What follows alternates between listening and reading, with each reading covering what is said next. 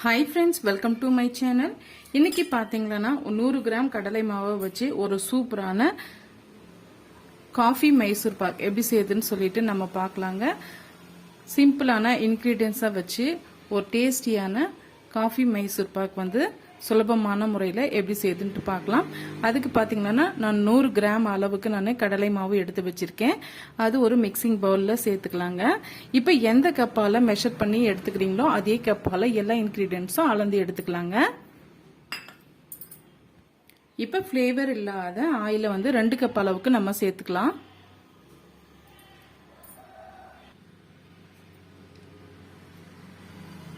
இப்போ விஸ்கு ஒன்று பயன்படுத்தி நம்ம நல்லா வந்து கட்டிகள் இல்லாமல் மிக்ஸ் பண்ணி விட்டுக்கலாங்க.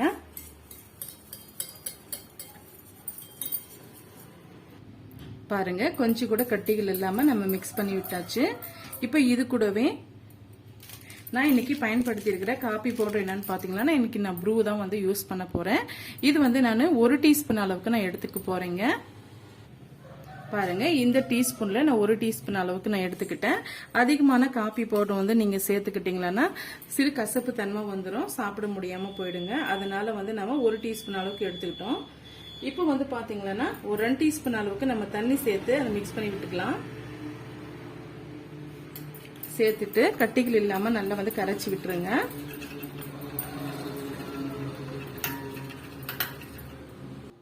இப்போ கரைச்சி விட்ட காபி பவுடரை வந்து நம்ம ஏற்கனவே மிக்ஸ் பண்ணி வச்சிருக்கீங்களா அதுல வந்து சேர்த்துக்கலாம். நல்லா வந்து மிக்ஸ் பண்ணி விட்டுக்குங்க.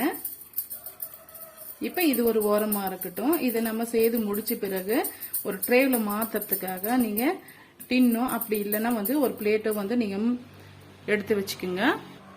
பாருங்க இன்னைக்கு நான் பிளேட்டு தான் வந்து யூஸ் பண்ண போறேன். இதுக்கு மேல வந்து கொஞ்சமா நெய் சேர்த்து அப்ளை பண்ணி விட்டுக்குங்க. அப்போ வந்து நம்ம ஈஸியா வந்து இதுல வந்து மைசூர் பாக்க சேர்க்கறதுக்கு ஈஸியா இருக்கும். இப்போ எப்படி செய்யுதுன்னு பார்க்கலாமாங்க. இப்போ அடிகனமான கடாய் ஒன்று வச்சுக்கோங்க. எந்த கப்பால வந்து நீ மெஷர் பண்ணி எடுத்துக்கிட்டீங்களோ அதே கப்பால 3 கப் அளவுக்கு நம்ம சர்க்கரை வந்து சேர்த்துக்கலாம்.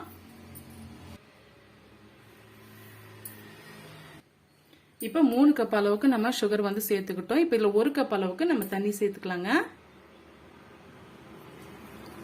இப்போ 1 கப் அளவுக்கு தண்ணி சேர்த்தாச்சு. இப்போ ஸ்டவ் ஆன் பண்ணிக்கலாம். இதுக்கு கம்பி பதம் எதுவும் தேவையே இல்லைங்க. இது நல்லா வந்து சர்க்கரை கரைஞ்சி வந்தாவே போதும். நான் எந்த ஸ்டேஜ்ன்ட்டு நான் சொல்றேன். இப்போ இந்த சர்க்கரை கரையிற வரைக்கும் நல்லா மிக்ஸ் பண்ணி கொடுத்துட்டே இருக்கலாங்க. ஹை ஃப்ளேம்ல வச்சு நல்லா மிக்ஸ் பண்ணி விட்டுக்குங்க.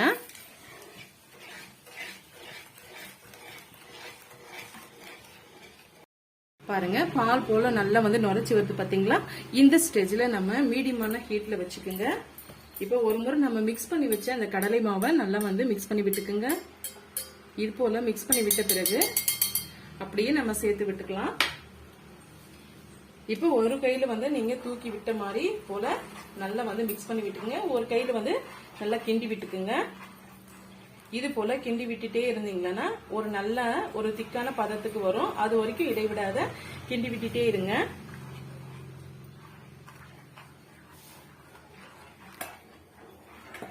இப்போ ஓரளவுக்கு திக்க வந்த பிறகு நம்ம நெய் வந்து கொஞ்சம் கொஞ்சமா சேர்த்துக்கலாம். இப்போ மீடியமான ஹீட்ல வச்சு அப்படியே கிண்டி கொடுத்துட்டே இருங்க. அந்த மாவு வந்து நல்லா வெந்து வரட்டும். பாருங்க இது போல இடைவிடாத நீங்க கிண்டி கொடுத்துட்டே இருந்தீங்கன்னா ஒரு திக்கான கன்சிஸ்டன்சி வரும்போது கொஞ்சம் கொஞ்சமா நம்ம நெய் சேர்த்து கிண்டி விட்டுக்கலாம். பாருங்க நம்ம சேர்த்து இருக்க கடலை மாவு கொஞ்சம் கொஞ்சமா நுரைச்சி வருது. இந்த ஸ்டேஜ்ல நம்ம இது திக்கான நெய் நான் எடுத்திருக்கிறதுனால வந்து 3/4 அளவுக்கு நான் எடுத்திருக்கேன். கொஞ்சம் இலக்கமா இருந்ததுன்னா நீங்க 1 கப் அளவுக்கு எடுத்துக்கோங்க. இப்போ வந்து நம்ம 1 டீஸ்பூன் அளவுக்கு நெய் சேர்த்துக்கலாம். நெய் சேர்த்து நல்லா வந்து கிண்டி விட்டுக்கலாங்க. இது நல்லா வெந்து வர வர நம்ம நெய் சேர்த்துட்டே இருக்கலாம். அப்பதான் நம்ம சேர்த்து இருக்கிற கடலை மாவு வந்து நல்லா வெந்து வரும். பாருங்க இன்னும் கொஞ்சம் நல்லா திக்காயிட்டு வந்துடுச்சு. திரும்ப வந்து 1 டீஸ்பூன் அளவுக்கு நெய் வந்து சேர்த்துக்கலாங்க.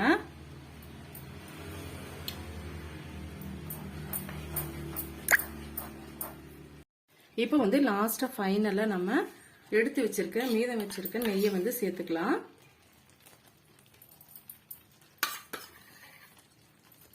நான் வந்து ஒரு 1/4 டீஸ்பூன் அளவுக்கு நெய் வந்து மீதம் வச்சிருக்கேன். மேல வந்து லாஸ்ட்டா வந்து ஸ்ப்ரெட் பண்ணி விட்டுக்கலாம். சேர்த்துட்டு நல்லா வந்து இந்த மாவு வெந்து வரணுங்க. மிக்ஸ் பண்ணி கொடுத்துட்டே இருக்கலாம். ஒரு ரிப்பன் கன்சிஸ்டன்சி வர வரைக்கும் நம்ம மிக்ஸ் பண்ணி விட்டுட்டே இருக்கலாங்க. பாருங்க நல்லா வந்து நுரைச்சி வருது பாருங்க. இதுதான் வந்து கரெக்டான பக்குவம். பாருங்க நம்ம எடுத்து விடும் போது ஒரு ரிப்பன் கன்சிஸ்டன்சி வருது பாருங்க. இப்ப இதை நம்ம பிளேட்டுக்கு மாத்திக்கலாம்.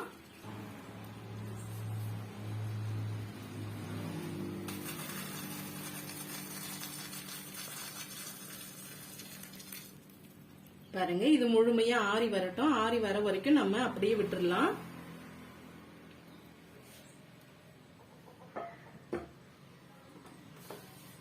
இத வந்து லைட்டா வருங்க இது போல் டேப் பண்ணி விட்டுக்குங்க. இது முழுமையா ஆறிட்டு நல்லா செட் ஆயிட்டு வருங்க. செட் ஆயிட்டு வந்த பின்னாடி பார்க்கலாம். பாருங்க நம்ம மைசூர் பாக்கு நல்லாவே செட் ஆயிட்டு வந்துடுச்சு. இந்த ஸ்டேஜ்ல உங்களுக்கு எந்த சைஸுக்கு எது போல நீங்க கட் பண்ணி எடுத்துக்கணுமோ அது போல நீங்க கட் பண்ணி எடுத்துக்கோங்க. நானும் இந்த ஷேப்ல தான் நான் வந்து கட் பண்ணி எடுத்துக்கிட்டேன். பாத்தீங்களா ரொம்பவே சாஃப்டா இருக்குங்க இந்த காஃபி மைசூர் பாக்கு. பாருங்க எவ்வளவு சாஃப்டா வந்து இருக்கு பாருங்க. டேஸ்டும் அதே போல ரொம்பவே கூடுதலா இருக்கும்.